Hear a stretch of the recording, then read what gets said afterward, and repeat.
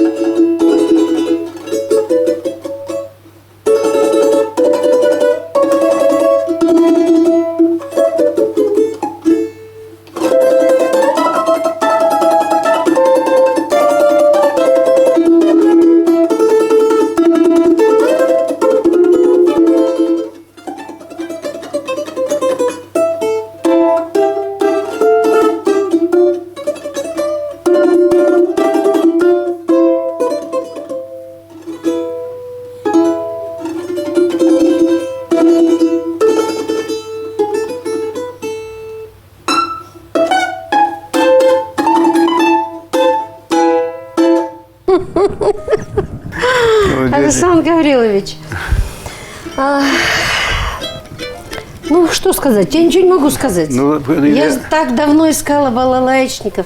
И, наконец, когда уже вроде искать ничего уже не надо, вдруг встречаю вас на своем пути и вы с этой балалайкой. И, конечно, для меня это открытие и потрясение. И для телезрителей, которые никогда вас не слышали. А есть ли мастера, равные вам в Орске? Ведь, мне кажется, нет. Нет. Я не знаю. Появится, конечно, я думаю. Ну, если вы подготовите, появится, и то уедут потом. И то потом уедут. Поэтому пока мы вас просто приватизируем. Ну, посмотрим.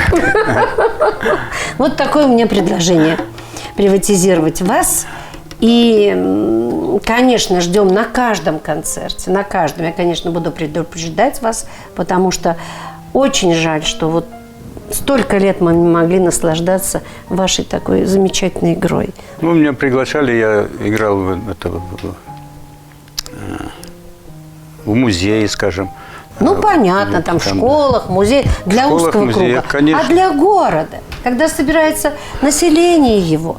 Ну, сейчас, к сожалению, у нас время такое, если при советской власти мы играли, я с оркестром играл, у нас был прекрасный оркестр, когда руководитель ЦХ Сергей Георгиевич был. Вот. У нас очень хороший оркестр был, большой, и не просто по количеству, а и по качеству очень высокого. Да, у нас всегда была мощная здесь музыкальная культура. Культура была. Очень мощный фундамент. Только что действительно филармонии не было. Что хотите добавить? И мы раза два в год был отчетный концерт музыкального училища, где участвовал и хор, и оркестр, и духовой оркестр, хор училищный, оркестр народных инструментов. Ну, я солировал там, я помню, «Калинку» мы играли с оркестром. А нам что-нибудь на пассажок теперь? Ну, давайте я вам сейчас... Большое что-то на пассажок. Сельская кадриль. Давайте, сельскую поскольку кадриль. У нас Россия кадриль. В основном крестьянская была всегда. Да, теперь я на передачу с вами буду одевать наряд и, наверное, подплясывать, под танцовки работать. Сейчас, к сожалению, про село вообще забывают и исчезает. Ну, а кадриль остается. Давайте.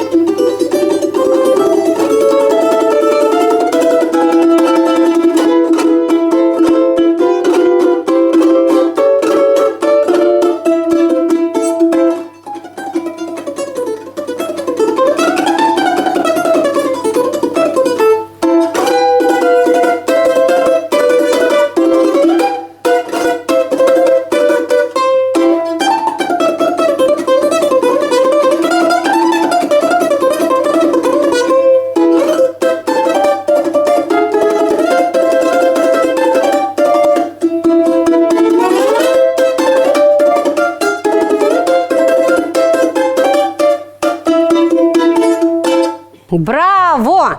Вот что мы можем сказать, могу сказать и я, и наши дорогие телезрители телеканала «Евразия». Спасибо вам огромное. То, пожалуйста. Прощеваться даже никак не будем и вольемся в ряды вот тех, кто любит «Играй гармонию уральскую». А я эту телепередачу обязательно отправлю и в Магнитогорскую «Играй гармонию», и Челябинская «Играй гармонию». Пусть посмотрят, послушают. Ну, спасибо. Вы же выпускник Магнитогорского вуза, да? Вернее, родом из Магнитогорска. Учились вы? В училище Магнитогорском. В Магнитогорском училище. У нас Магнитогорское училище было, входило в тройку лучших училищ Советского Союза. Да вы что? Это, представляете, это РСФСР, еще 15 республик. Да. И в каждой области было музыкальное училище, а то и по два. Понятно. В Москве было несколько училищ, в Петербурге несколько училищ. И среди всех училищ наше училище входило всегда в тройку лучших училищ. Да молодцы! Молодцы! А теперь ваше пожелание нашим телезрителям. Ну, я хочу, чтобы, во-первых, всем здоровья, прекрасного настроения, вне зависимости от передач по ящику по коронавирусу, или как он там. Да, у нас вообще мало волнует. Чихать на все это все. Вот в общем, и чтобы было у всех прекрасное настроение. И чтобы дети ваши и внуки взяли в руки не только гитару, не только какие-то эстрадные инструменты, а и этот уникальный народный инструмент – русскую балалайку. И я думаю, будут согреты теплом этой музыки и тем, кто будет эту музыку доносить до наших маленьких детей. Потому что мы оставляем после себя определенный культурный след и традиции. Наша задача сохранить русские народные песни. Сохранить русские народные песни и Наши русский родные, народный инструмент. И много у нас национальностей. Национальные обязательно Инструменты, песни, конечно. инструменты обязательно нужно А сохранить. гармония, балалайка, конечно, Это уж. во главе угла. Вот на такой веселой ноте, дорогие телезрители, мы прощаемся с вами, но никак не с Александром Гавриловичем Карнацким, нашим замечательным своим местным орским мастером игры на балалайке, заслуженным работником культуры. Всего доброго, до свидания.